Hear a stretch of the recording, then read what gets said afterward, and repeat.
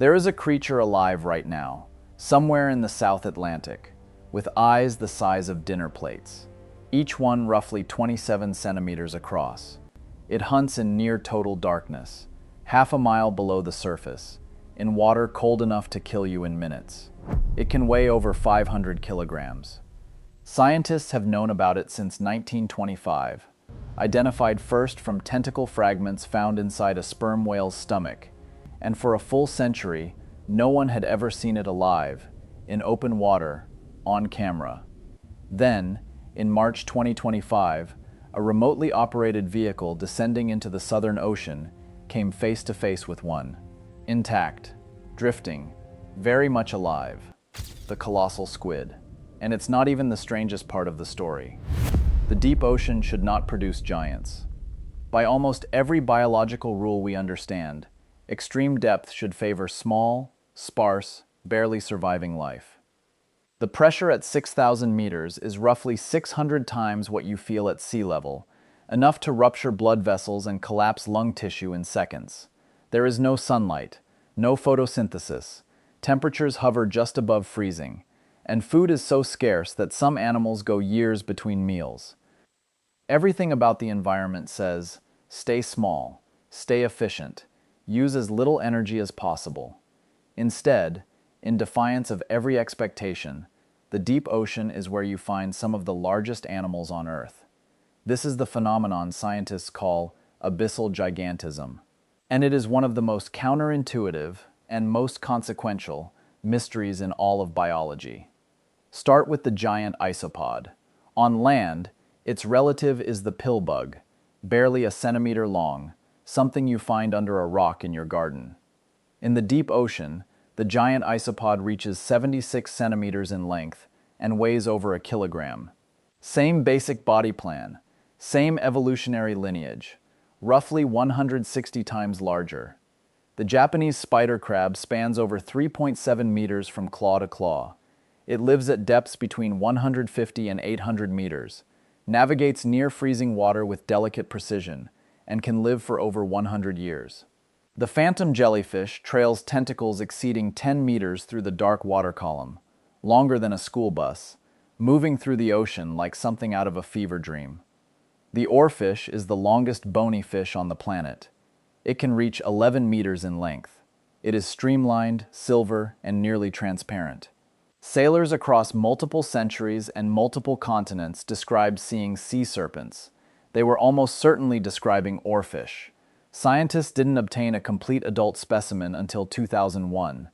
And then there is the colossal squid, Messenicodeathus hamiltoni, larger and heavier than the giant squid, equipped with rotating hooks on its tentacles rather than suckers, possessing the largest eyes of any living animal ever recorded, eyes that evolved to detect the faint bioluminescent flashes of predators approaching in total darkness. A solitary apex predator operating in one of the most hostile environments on Earth. These are not anomalies. This is a pattern, a repeating, cross-species, cross-phylum pattern that demands explanation. The first and most foundational driver of abyssal gigantism is temperature. Deep sea water typically ranges between 1 and 4 degrees Celsius. At those temperatures, metabolism slows dramatically. Cells divide more slowly. Energy is consumed more carefully. The biological clock governing aging runs at a fraction of its normal pace. In warmer environments, animals burn energy fast. Growth is rapid, reproduction is frequent, and lifespan is short. In cold environments, animals burn energy slowly. They grow incrementally, but they grow for a very, very long time. For some species, this metabolic suppression removes the ceiling on size entirely. The giant isopod has been documented surviving over 5 years without food in laboratory conditions, living entirely off fat reserves. That is not starvation. That is a metabolic architecture so efficient it belongs in an engineering textbook. Here is where the biology gets counterintuitive. Cold water holds significantly more dissolved oxygen than warm water. The deep ocean, despite being lightless and remote, is in many regions better oxygenated than tropical surface waters. Because cold water sinks from the poles, carrying oxygen with it in a process called thermohaline circulation. Oxygen is the fuel of cellular metabolism. Higher oxygen availability supports larger body masses. Scientists have observed this pattern throughout Earth's history. The Carboniferous period, when atmospheric oxygen reached 35%, far above today's 21%, produced dragonflies the size of hawks and millipedes over 2 meters long. The same atmospheric logic applies underwater. Oxygen-rich cold water creates biological conditions that select for size. In shallow marine environments, ecosystems are tuned by millions of years of predation, competition, and arms races. Animals that grow too large become energetically costly to maintain. Animals that move slowly become easy targets. Evolution keeps things in check. In the deep ocean, that pressure relaxes significantly. Apex predators are rare. Food competition is sparse. In many Hadal trenches, the deepest regions of the ocean floor, ecosystems are so isolated that some species have evolved in near-complete separation from outside pressures for tens of millions of years. In that context, large body size becomes a compounding advantage. It improves thermal regulation in cold water. It extends survival time between meals. And in environments with very few predators, it makes you the most dangerous thing in the water. Recent years have added a molecular dimension to this story that changes everything. Some deep-sea species carry what geneticists call giant genomes, DNA libraries orders of magnitude larger than those of their shallow water relatives. These expanded genomes encode more regulatory machinery, giving organisms finer control over metabolic processes and cellular repair under extreme conditions. The critical discovery came from amphipods, small, shrimp-like crustaceans found at every ocean depth. In shallow water, amphipods are roughly 1 centimeter long. In Hadal trenches exceeding 9,000 meters, they reach 34 centimeters. In 2025, genetic sequencing studies revealed that deep-sea amphipod populations use a remarkable molecular strategy called RNA editing, the ability to modify RNA transcripts after they've been copied from DNA, effectively recoding proteins on the fly to function at near-freezing temperatures. No land animal does this. It is a biochemical flexibility that exists, as far as we know, almost exclusively in cold-adapted deep-sea species. These animals are not waiting for evolution to solve extreme environment problems across generations. They are solving them in real time, at the molecular level. Other species, the oarfish, the colossal squid, several deep-sea shark lineages, exhibit what biologists call indeterminate growth. Unlike humans and most mammals, which have a defined growth ceiling encoded into development, these animals never stop growing. Combine that with extreme longevity and low predation pressure, and the only limit to their size is how long they live. For most of scientific history, what we knew about these creatures came from dead specimens, partial tissue samples, and the stomach contents of sperm whales. The colossal squid was described to science in 1925 and remained a near-mythological figure in marine biology, referenced in papers, occasionally documented in fragments, but never filmed alive in open water. That changed in March 2025. A Schmidt Ocean Institute expedition deployed a remotely operated vehicle to over 600 meters depth in the Southern Ocean.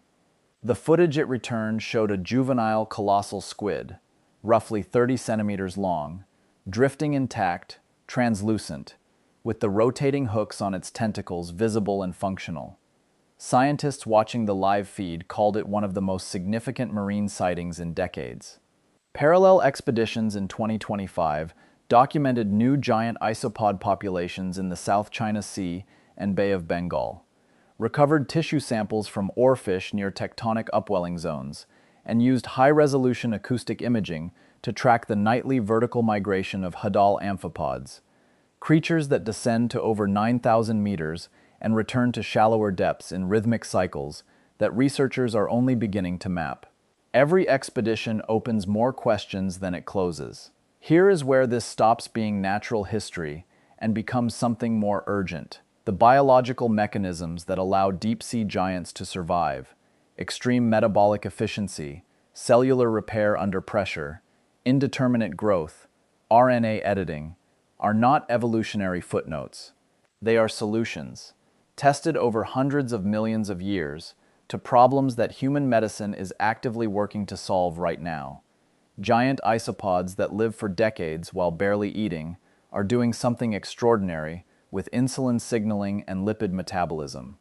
Researchers studying their biochemistry see potential pathways into metabolic disease treatment, species with indeterminate growth that don't develop higher cancer rates, despite living far longer than most animals, carry molecular mechanisms that suppress unchecked cell proliferation, mechanisms cancer researchers want to understand. The RNA editing strategies of deep-sea amphipods are of specific interest to space medicine teams. Humans on long-duration Mars missions will face radiation exposure, extreme temperature differentials, and metabolic disruption unlike anything in Earth's surface environment. Animals that already solve these problems biologically, at the molecular level, in real time, are a survival manual written in DNA. The deep ocean is not outer space, but in terms of pressure, cold, darkness, and biological isolation, it may be the closest analog we have on this planet. We spend billions scanning the skies for signals from distant civilizations.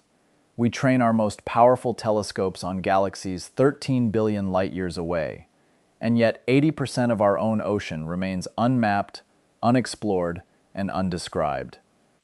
The creatures living in that darkness, creatures that have solved cold, pressure, starvation, and aging in ways our best medicine can barely approach, are not monsters from old sailors' maps. They are data. They are evidence. They are 600 million years of evolutionary answers, preserved in darkness, waiting for someone to read them. The deep ocean is not just a habitat. It is the largest biological archive on Earth, and we are only just learning to open it. If this video changed the way you think about the ocean, hit subscribe right now. We cover the science that doesn't make the headlines, deep-sea discoveries, space exploration, and the frontiers where biology and human survival intersect. Drop a comment below. Which of these creatures do you think holds the most potential for medicine? The metabolically near-immortal giant isopod, the cancer-resistant, indeterminate growth oarfish, or the RNA editing amphipod that rewrites its own proteins in real time? I read every single response. See you next time.